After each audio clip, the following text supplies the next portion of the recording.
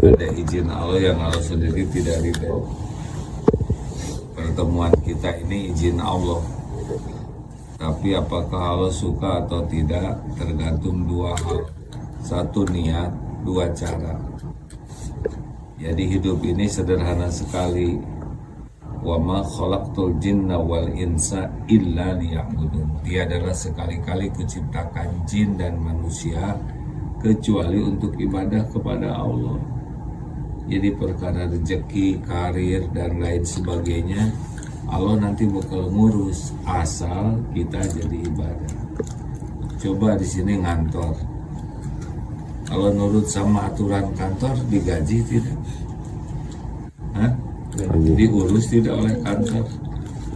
Mungkinkah ditelantarkan? Tidak mungkin, ya kan? Kalau kantor yang adil, kita kerja bagus, pasti kita dapatkan supaya kita bisa bekerja terjaga. Tidak mungkin tidak digaji, tidak mungkin tidak dikasih fasilitas yang bisa membuat kerja. Sama hidup juga. Kalau ibadah kita bagus, sudah beres saja. Perkara rezeki dan sebagainya milik Allah. Nah, kenapa kita harus sholat ke masjid? Memang kita diciptakan untuk sholat.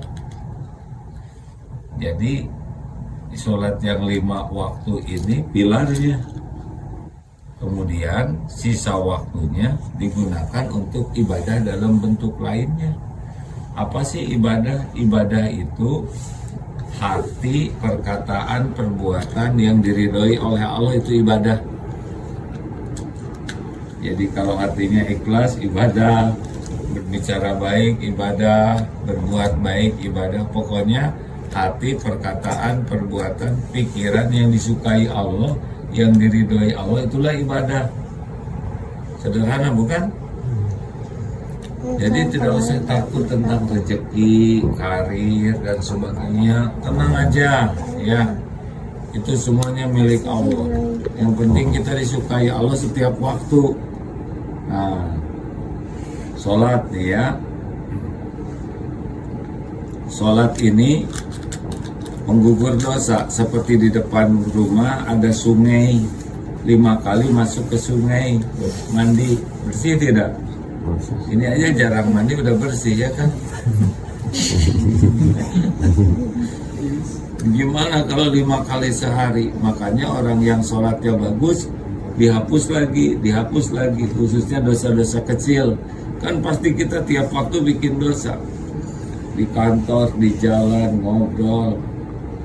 Nah, yang kedua, inna sholata tanha 'anil fahsya'i wal munkar. Sholat itu jadi rem. Kalau sholatnya bagus, kita jadi susah berbuat maksiat. Kenapa itu STMJ?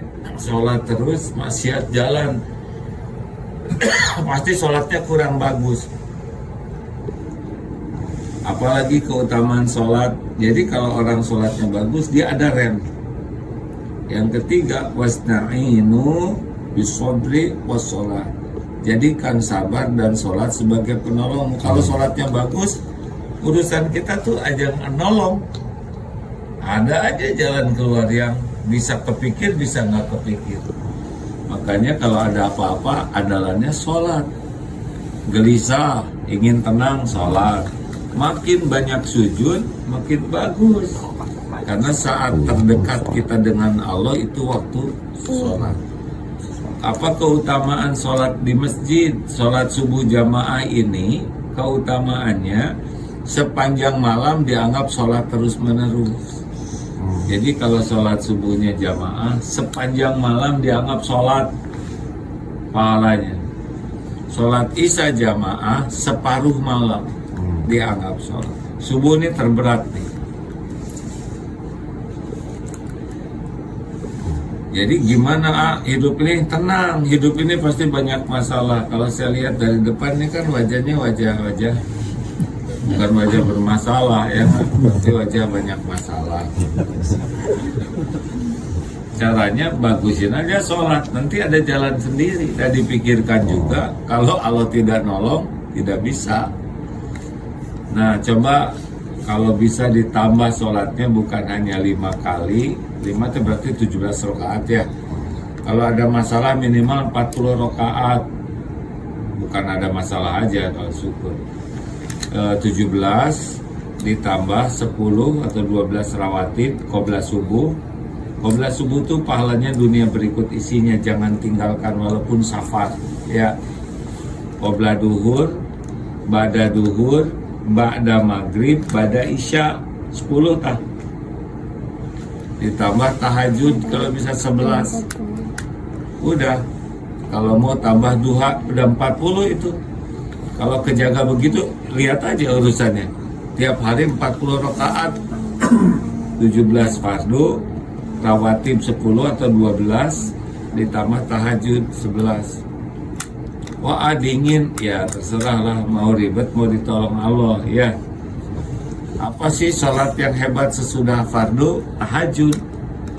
Kalau orang tahajud itu seperti jamuan khusus. Kalau presiden atau kaisar di sini mengundang khusus, pasti orang-orang pilihan ya, kan? Nggak akan semua diundang. Nah kalau ingin tahu orang-orang pilihan Allah, lihat lagi tahajud. Makanya mau tidak mau tahajud. Walaupun 2 rakaat ditambah 1 witir tiap malam.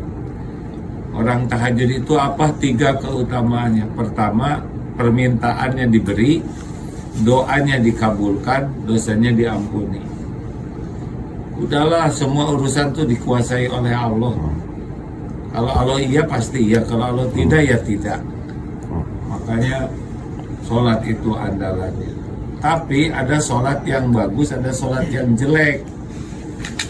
Kalau sholat yang bagus, surat Al-Mu'minun, qad aflahal mu'minun alladzina hum fi sholatihim khashi'un. Amat beruntung, sukses, bahagia orang beriman yang khusyuk dalam sholatnya. 6 cirinya. Yang fawailul lil musallin, ya, yang sholatnya jelek. 1, berat. Kalau sholat itu dianggap beban, itu ciri. Sholat berat. Nah itu udah ciri orang yang sholatnya jelek. Kalau orang yang beruntung, senang, bahagia sholat. 2, ria. Dia mau sholat kalau orang lain tahu. Kalau orang yang sholatnya bagus, dia mah orang tahu orang tidak tahu gak peduli, yang penting dia disukai Allah. 3, suka menunda. Jadi orang yang sholatnya jelek, celaka itu, dia suka menunda, dia akhir-akhirkan, dia nggak suka. Nah orang yang sholatnya bagus, as-sholatu ala waktu, ya, sebisa mungkin tepat waktu, sekuat tenaga ya. 4, ciri orang yang sholatnya jelek adalah cepat sholatnya. Jadi tergesa-gesa, sholat itu tidak tumanina, cepat sekali, asal sudah selesai, dah aja. Tapi yang sholatnya bagus, tumanina, tenang, nikmat. 5, sholat yang jelek itu sedikit ingat Allahnya. Jadi kebanyakan mah mikir ngelamun. Tadi kan bacaannya panjang, kemana aja pikirannya, ha? Ustaz, jangan terlalu panjang ini. Pertama, dia tidak mengerti ya. Kalau mengerti seperti ini, khusyuk. Kalau tidak mengerti, imam kemana, makmum kemana. Di pesantren kami, Ustaz, imam itu kalau zahar dianjurkan membaca surat juz 30 yang hafal, supaya mereka ikut.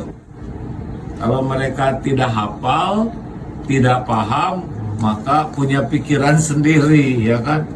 Semuanya semakin panjang imam baca, semakin kemana saja pikiran kita. Dan dipelankan sedikit, Ustaz, jangan terlalu cepat ya. Nanti enak, nggak usah terlalu tapi boleh baca panjang. Nah yang kedua seneng kan, Qul huwallahu ahad, itu masalahnya. Harusnya kita hafal ya. Harusnya ini jamaah belajar surat-surat pendek dan surat-surat yang terkenal, Yasin, Al-Mulk, Al-Qari'ah, Al-Kahfi, supaya ketika imam baca semua ikut. Jangan sampai imam baca ini melamun, makin panjang kan. Dan yang keenam, ciri orang yang sholatnya kurang bagus itu malas berjamaah, padahal jamaah itu penting sekali ya. Silakan periksa sholat ini tiangnya, yang lain-lain mudah. Kalau sholat bagus, yang lain nanti ditolong oleh Allah. Jangan takut oleh masalah hidup, nggak ada bahaya. Yang bahaya itu sholatnya jelek. Ada seorang, ini cerita di Guantanamo, orang yang tidak salah ditangkap, dibawa naik pesawat oleh Amerika, ditutup matanya. Lalu di dalam pesawat yang begitu menegangkan ya, diborgol. Apa yang ditanyakannya? Sudah waktu sholat belum? Yang diobrolkan tuh hanya waktu sholat saja. Bagaimana? Mau tahu nggak sekarang udah waktu sholat apa ya? Kan ditutup semua. Hanya sholat aja yang ditanyakan itu. Karena memang sholat itu pilar. Loh, kenapa itu orang sholatnya bagus ditangkap? Pasti ini ada kebaikan di sini. Kalau orang sholatnya bagus dapat beberapa musibah, pasti musibah itu membawa kebaikan. Ada pertanyaan? Perbaiki sholat. Sholat itu susah khusyuk, penyebabnya tidak tahu artinya. Ini kenapa dari tadi mendengar terus? Karena ngerti. Ya kan? Coba sekarang saya ceramah dalam bahasa Jepang. Pasti saya yang stres karena saya tidak bisa. Jadi belajar bacaan sholat. Ini kan sholatnya keren sih, dari rumah mau subuh ke masjid. Tapi pas lagi sholat, kemana aja pikirannya. Penyebabnya kita nggak paham. Belajar ilmu bacaan sholat. Ya nggak susah. Banyak orang yang sholat tapi tidak berubah karena dia tidak paham. Kalau udah paham enak sholat itu. Enak sekali. Ayo kerja sana. Jam berapa kerja? Udah jam 6 ya? Insya Allah. Ada pertanyaan tidak? Kantor jam berapa? Jam 7? Jam 8. Jam 8? Siang amat. Ya udahlah. Di sini kalau sudah ini ditutup atau bagaimana? Apa nih? Pintunya enggak? 24 jam. 24 jam. Udah begitu aja, apa lagi? Banyak zikir ya, nggak usah banyak ngobrol. Suatu saat Rasulullah bawa tongkat, ada pohon. Ini para sahabat ikut, dipukul pohon itu, daunnya rontok. Ya, nah, Rasulullah bersabda 4 kalimat, Subhanallah, walhamdulillah, wala ilaha illallah, wallahu akbar. Kalau dibaca, gugur dosa-dosa seperti gugurnya daun-daun. Kita mah diem aja mulutnya nganggur ya, padahal zikir saja. Subhanallah, walhamdulillah, wala ilaha illallah, wallahu akbar. Langsung dosa-dosa tuh rontok. Punya dosa tidak? Ini wajah-wajahnya, wajah-wajah harus banyak zikir. Kalau subhanallah wa bihamdihi subhanallahil azim, itu walaupun sebanyak buih ombak di lautan bisa diampuni dosa. Zikir, daripada ngobrol mending zikir.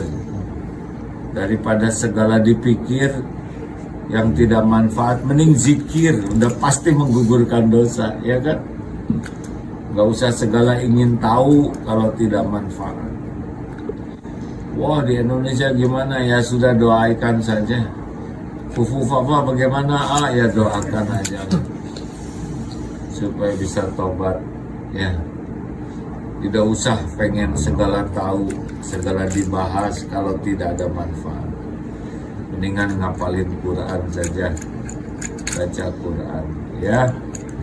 Terima kasih. Semoga Allah menjadikan kita ahli sholat yang khusyuk, sholat yang menjadi jalan pertolongan Allah. Allahumma sholli ala Sayyidina Muhammad wa ala alihi wa ashabihi ajma'in. Amin. Allahumma inna nas'aluka ridhoka wal jannah Amin. wa na'udzu bika min sakhatika wan nar. Amin. Allahumma a'inna ala dzikrika wa syukrika wa husni ibadati. Ya Allah, tolonglah agar kami selalu ingat padamu, Amin. selalu bersyukur padamu, senantiasa bisa memperbagus ibadah kami kepadamu. Amin. Allahumma ati nufusana taqwaha. Ya Allah, berikan kepada kami jiwa yang takwa. Wazakiha, sucikan jiwa kami ini ya Allah. Amin. Anta khairu man zakaha, engkau sebaik-baik yang bisa mensucikan jiwa kami. Amin. Anta waliyuha wa maulaha, engkaulah pelindung dan pemelihara jiwa ini. Amin. Allahumma inna nas'aluka fi'lal khairat wa tarkal munkarat. Ya Allah, mudahkan kami berbuat kebaikan-kebaikan dan mudahkan bagi kami menjauhi segala kemungkaran. Rabbana atina fid dunya hasanah wa fil akhirati hasanah wa qina adzabannar. Ya Allah, berikan, karuniakan kepada kami kebaikan di dunia ini, husnul khatimah, kebaikan di akhirat nanti, dan lindungi kami dari azab neraka. Taqabbal minna ya arhamar rahimin. Amin. Enak kalau ngerti, nanti doanya lebih lama aja Ustaz, supaya mereka mengerti. Saya tadi lihat amin ngerti nggak nih? Jangan-jangan nggak ngerti. Harus mengerti, karena salah satu syarat doa diijabah adalah yakin. Walaupun amin itu kan artinya kabulkan, ya, kita sudah diwakili oleh imam. Tapi kalau mengerti, kita akan lebih bagus doa. Assalamualaikum warahmatullahi wabarakatuh. Waalaikumsalam warahmatullahi wabarakatuh.